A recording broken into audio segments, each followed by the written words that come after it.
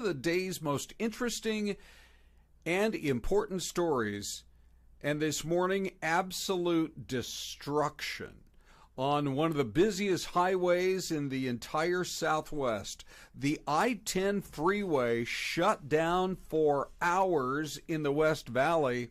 In fact, there's a live look right now as the shutdown, at least the partial shutdown, continues for people who are trying to head westbound. Those eastbound lanes have reopened.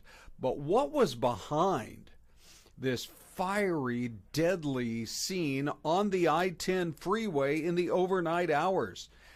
And why has the freeway been closed for so long? We'll talk a little bit about that. We're also going to be talking about the mystery that continues over a woman who was found dead in her cubicle at the big Wells Fargo office. This woman showed up for work and her body wasn't found for days.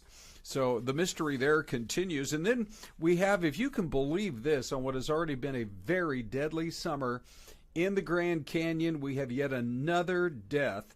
It's been one of the deadliest months ever at America's greatest natural wonder. We'll tell you this time around what happened to a man right there. We're also going to be talking about, do you sleep in on the weekends? All the talk from the experts to stay with the same schedule. You know, they always say, well, don't mess up your sleep rhythms too much. Well, maybe that advice is changing a bit. So we'll be talking about that as well. I'm Ron Hoon.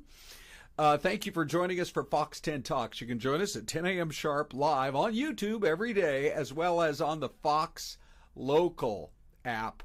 A lot of people picking up on that app every day now. Celeste will be joining us in the next couple of minutes. But first, let's take you out to the scene of this fiery crash on the I-10 freeway from early this morning. And now you can see the timestamp on here when it was all going down.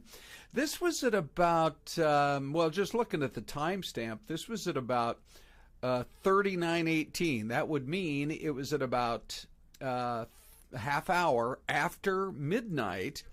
And when it happened, the scene was, it was just almost unbelievable. We have some other images here as well, giving you an idea of the fight that firefighters were up against. In fact, take a look at that. There's the semi-truck that was hit as part of this multi-vehicle smash-up.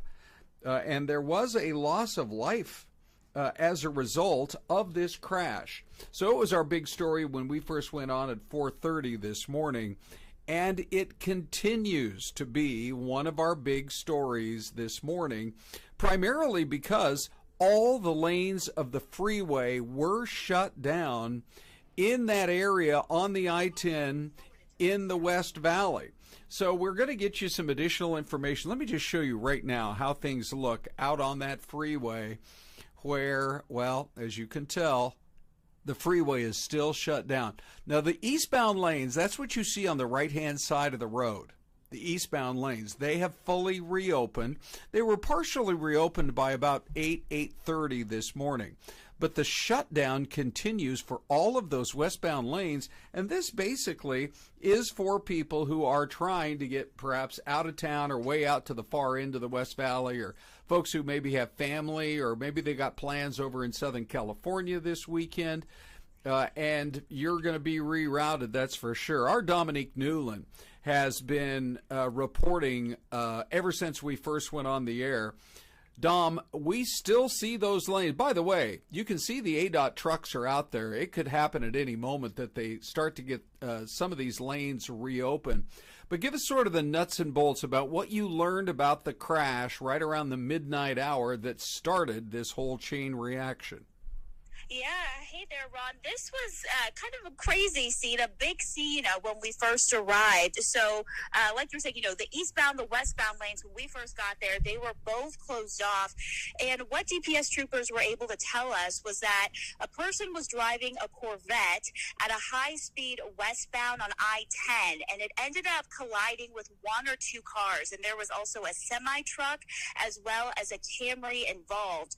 So that semi, when it saw the Corvette coming, tried to swerve, not hit the center barrier, but it ended up catching on fire, which we saw when we were on scene, just how much char there was left over. And the Corvette caught on fire as well. And really what the crazy part was that driver of the Corvette, with the car still on fire, that driver was trying to leave the scene and flee. And we're told there was some type of clothes in the roads as well. So we're not sure the driver, how 100% how well they were dressed as well. That's what DPS troopers were, the information that they were giving us. And so troopers, they were able to arrest that driver just off of the freeway. But unfortunately, that semi-truck driver did die on scene. And the driver of the Camry, as well as that Corvette driver, they were both transported to the hospital. But it was really a lot that was happening this morning.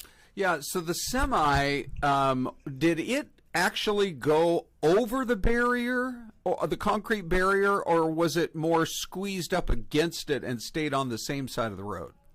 From what we were able to see, it looked more like it was squeezed up and on the side because that's kind of where it was sat. And it didn't seem like it rolled over or anything. It was facing right side up. But we were just able to see, what was left of the semi. And then, too, how high those flames were. They touched all the way as high as the street light that was above it, and actually caused the street light to tilt a little bit, too. So that really goes to show how fast that Corvette was moving as well. Yeah, they weren't able yet, were they, to give you an estimate on the rate of speed of the Corvette driver?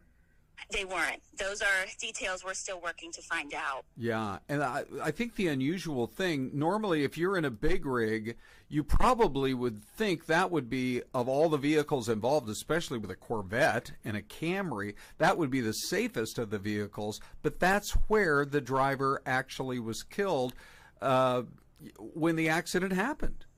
Right. And what's, amazing, too, that Corvette, there was hardly anything left of the Corvette. It was so scorched. So for that driver to walk away safely, and like you said, you would think in a semi-truck, you're higher up, it's a bigger vehicle, it would be more safe. But, unfortunately, in this case, it wasn't. And who knows just the impact to where exactly that driver was hit of the semi.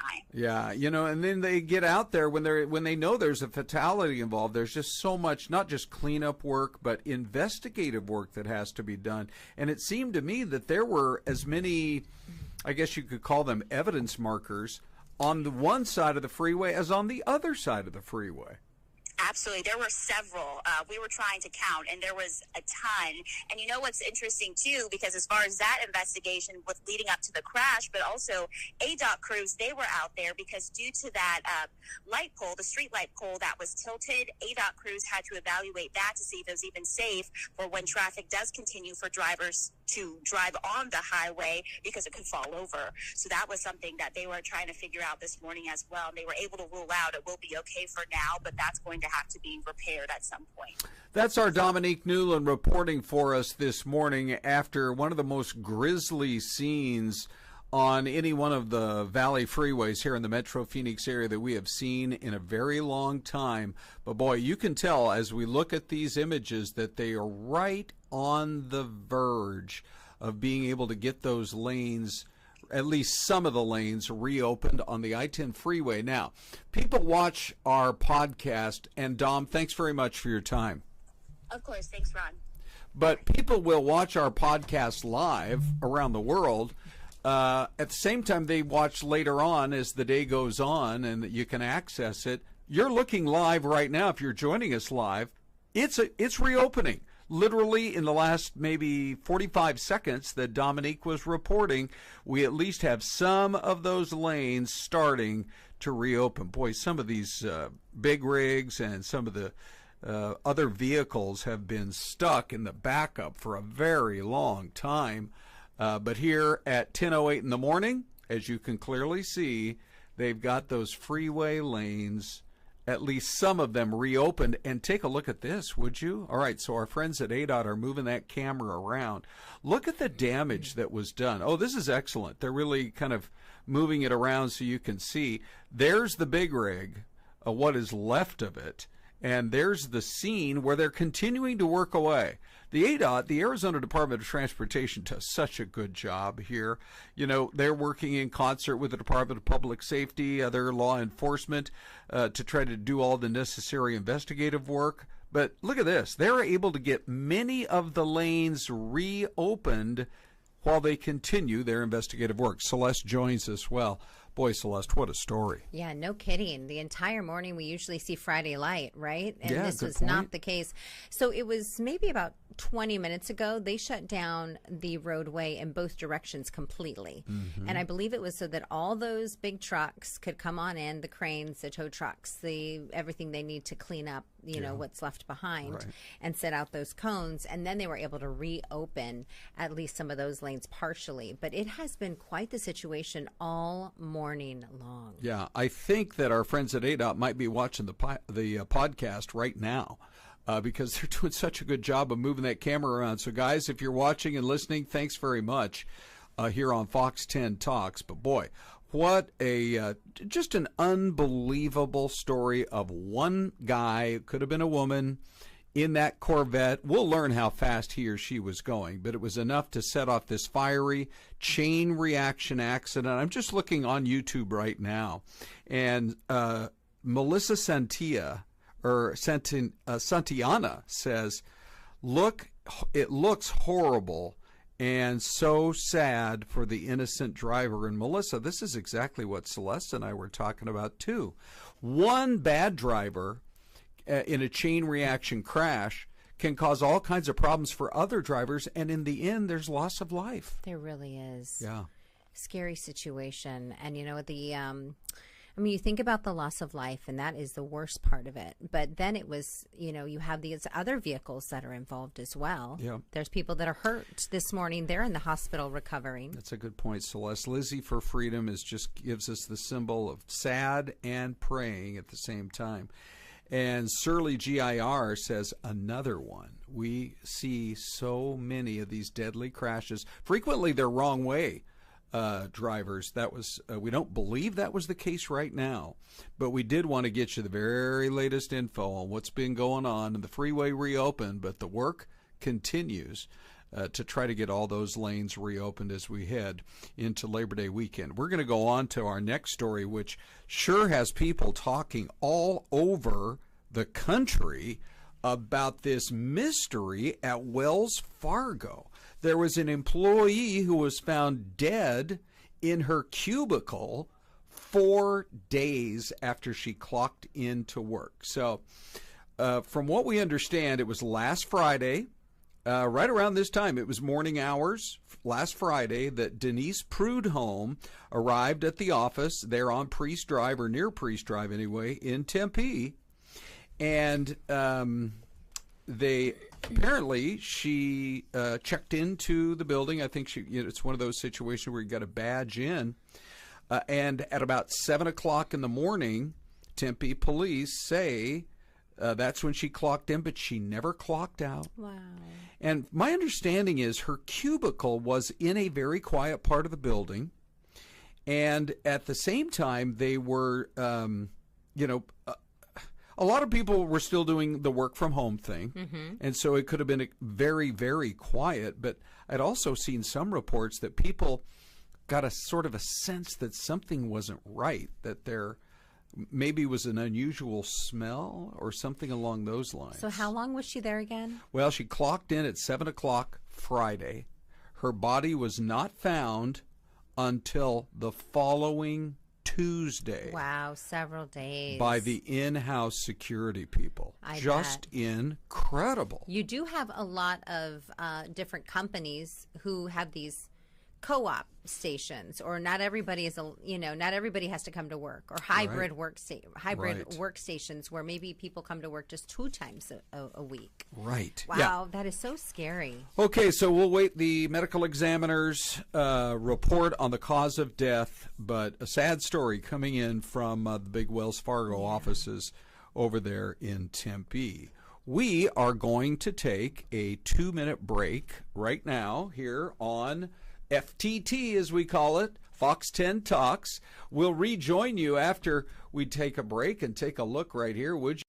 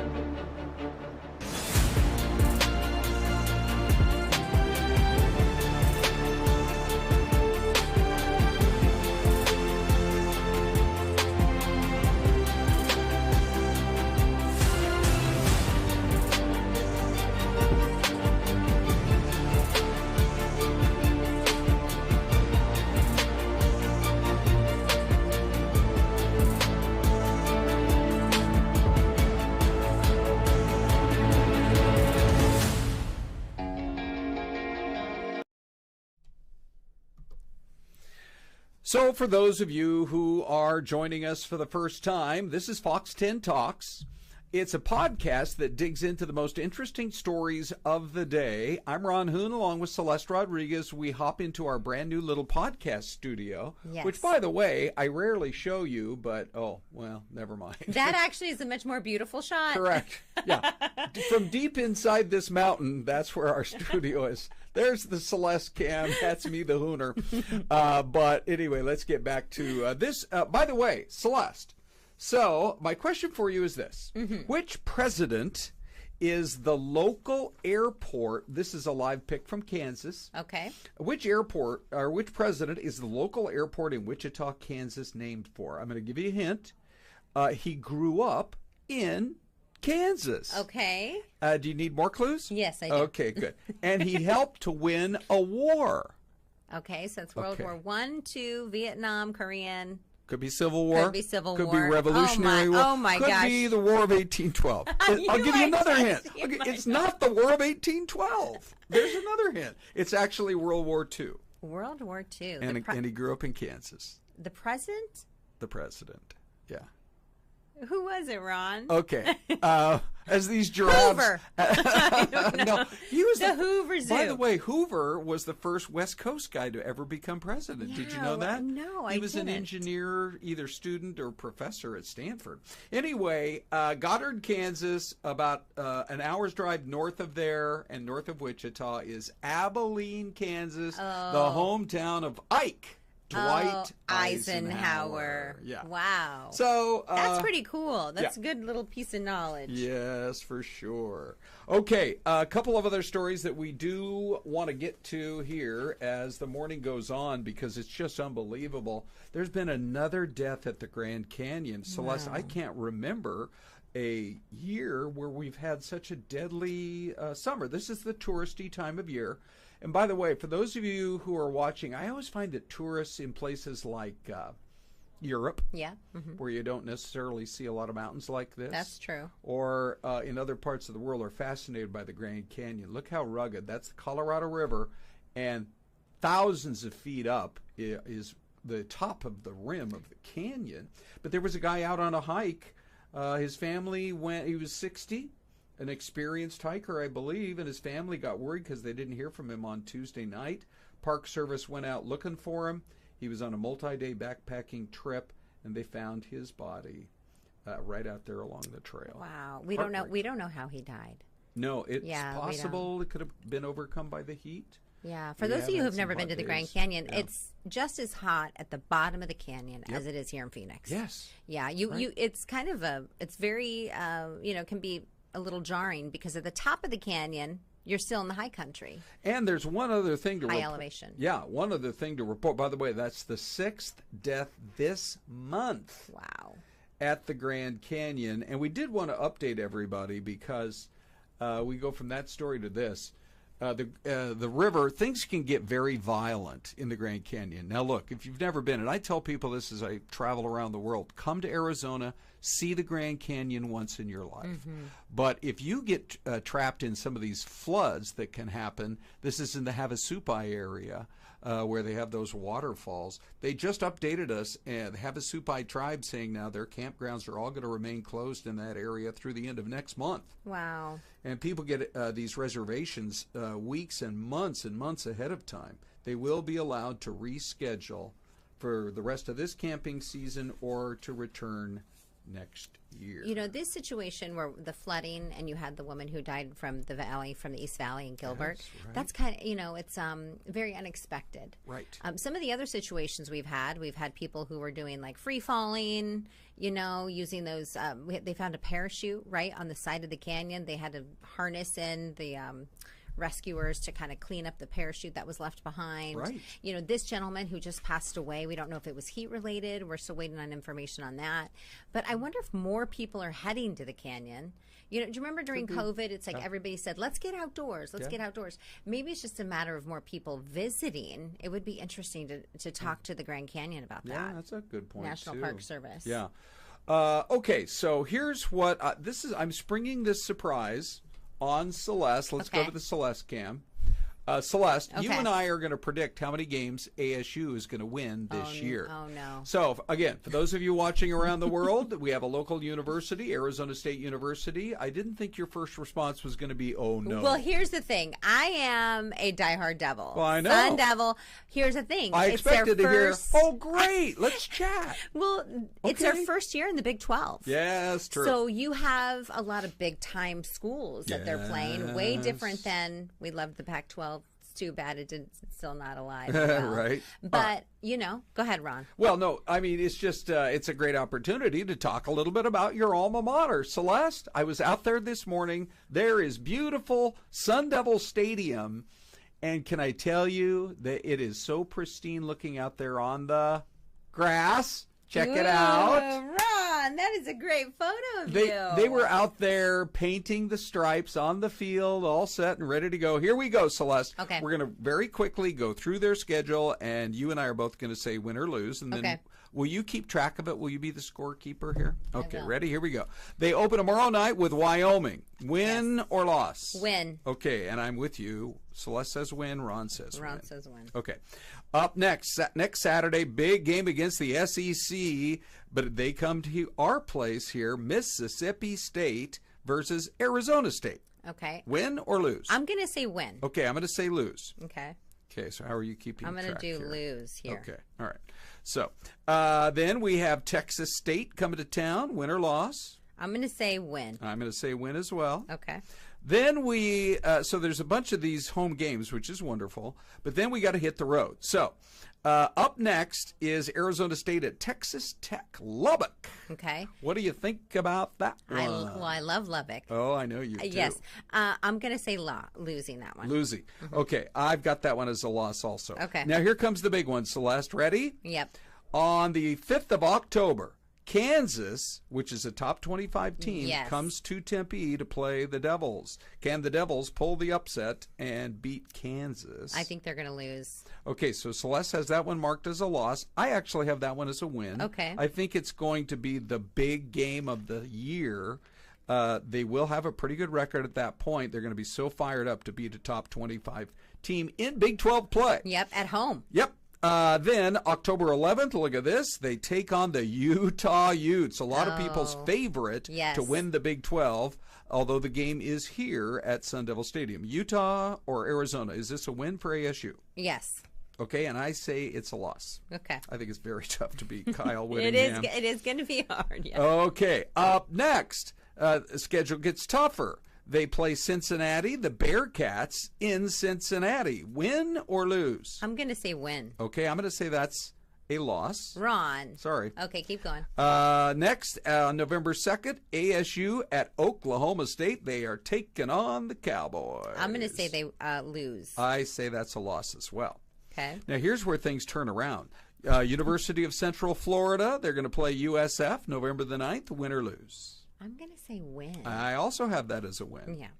Up next, Arizona State at Kansas State. That could be really tough. A lot of people like Kansas State to win the Big 12, and it happens to be there in Kansas. I'm going to say lose. That's a loss for me as well. Okay. Then this might surprise some people. You know, my daughter went to BYU, but I say ASU in the battle of the letters, ASU beats BYU. Really? I really How is think that? so. Why is that? Do some of their senior players that were great graduate? I think there's or a lot leave? of pressure on BYU. They have a great coach, Kalani Sitake, but I think there's too much pressure, and they're not going to have a great season. So you're going to say I say that's a win. me too. I'm going to Okay. go win for ASU. And then ASU versus Arizona. That one Oh. is in Tucson. Automatic win. Okay, and I say Automatic. not automatic loss. I think it's going to be a big game, but it will be a loss. All right, Celeste, Okay. on the Celeste cam, here we go. He's So- going to add it up. Uh-huh. Oh, by the way, did we have a graphic for... Oh, just for you U of A fans who are watching. There you go. We have a lot of cats here in the valley. Yeah, we sure do. That's for you cat fans. All right, Celeste, how did it come out? So it came out that you said they would win 5 Okay, really? and lose 6? 7. 7. Did I really? All right. I thought I was going to have them at 6 and 6. All right, 5 and 7. And then I might had winning 8, okay, losing 4. Oh, 8 and 4 would be an incredible year. I'm a big believer in Coach Dillingham. Willingham. Ken, just call him Kenny. Whittingham. Think of Kenny Rogers, and then just call him Ken. Okay, couple of more stories just real quickly here on the show after the show. Do you sleep in on the weekends? This lady, she is so happy to be sleeping in. She is. There's a new report out. A new study says the risk of cardiac disease falls by 20% for people who do sleep in on the weekends. So all these other health experts and doctors who said, "Oh, keep your schedule or you'll be all messed up." Scientists say sleep quality is so crucial to your health and your heart health. They say it's okay to sleep in and get caught up. Aren't you glad about that? Oh, yeah. It's another reason to sleep in. Yes, right. If your kids will let you. All right, one more story. Your moment of zen. You know, when you're watching, what is it, like YouTube TV, and they're like, enjoy the moment of zen. Here we go. Here it is on our, I don't know if you can tell what's happening here, but that is moose number 1, 2, and 3 on a lake in Idaho. I think, I do know where this is. Is it the Snake River? No, it's actually a place called Henry's Lake, which is only about 15 miles west of West Yellowstone as you go into Montana and into the Yellowstone Park. Isn't that so beautiful? That is gorgeous. To catch all 3 of those moose. I was just wondering why they didn't go closer to the shore. Maybe they're taking a dip to cool off. It's very shallow unless they're good swimmers. Yeah, well, you never know. Well, I mean, truly, our moose knowledge is not all that great. Let's go to the mystery cam, Celeste, and see what our good friend Dino Fazzini has called up. Hold on, I got to get over here. The great Dino Fazzini. To pop it up. Okay. Oh, I like this. Okay. Now, there's a big stadium off in the distance, or who knows? I'm going to go Tennessee. Center. You like that as a Tennessee? Yeah, Tennessee. Celeste is going with Tennessee. Let me see if I can find. Big thank you to all of you who are watching on YouTube, by the way. And if you have any thoughts on where this could be, we always love hearing from all of you. But hurry and type in because we only have 40 seconds left on today's show. Let's just see here. I'm going to say it's in Virginia. And it is time to reveal the answer. Let's go. Okay, here we come. Pittsfield, Mass. Oh, is it really? Yes. That up in the Berkshire Mountains? It does make sense when you take a look at just the type of buildings. Yeah, that's a good point. The Berkshire Mountains, churches, like Berkshire Hathaway. Sure. Yeah. Yeah, that's from Omaha, but still, maybe someday they'll move. Celeste, we have to wrap things up, and it bums me out. It does. We have to sleep in over the weekend. Yeah, we do. Shall we say our goodbyes? Yeah.